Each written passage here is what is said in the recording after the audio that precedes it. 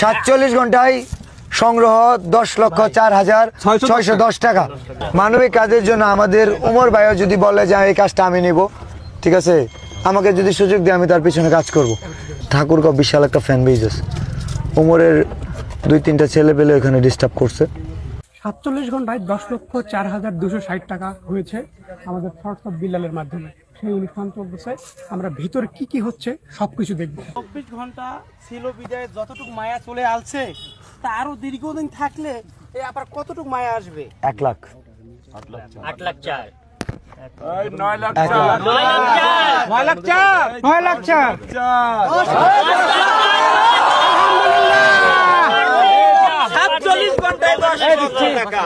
আলহামদুলিল্লাহ আলহামদুলিল্লাহ আলহামদুলিল্লাহ 47 ঘন্টায়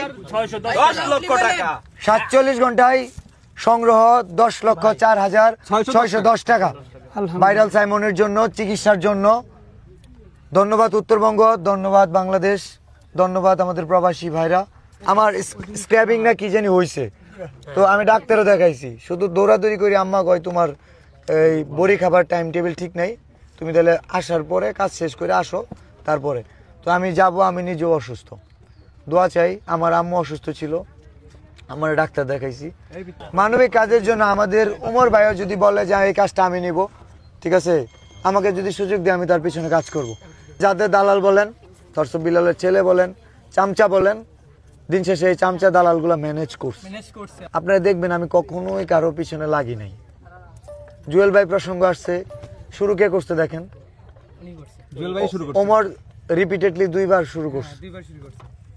প্রত্যেকটা দেখেন আপনি, কে স্কিপে শুরু করছে, নাসা ভাই শুরু করছে, এবং অনেকেই শুরু করছে। যখন 1,000 লাখ লাখ ফলোয়ার সে যখন শুরু করবে, তার ভক্তরা কি করবে? তারাও শুরু করবে, শুরু করবে না?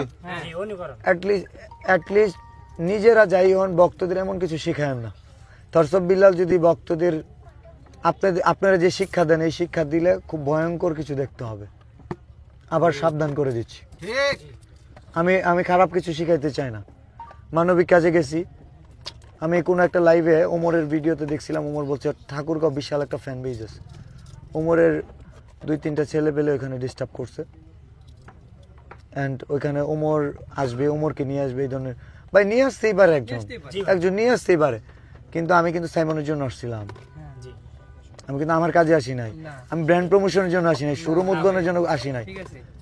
আমি কুষ্টিয়া গেছিলাম, আমি খুলনায় শোরুম রেস্টুরেন্ট উদ্বোধন, ওইখানে যদি সিন ক্রিয়েট করতে একটা ফ্যাক্টর ছিল, বাট মানবিক কাজে বাধা দিস।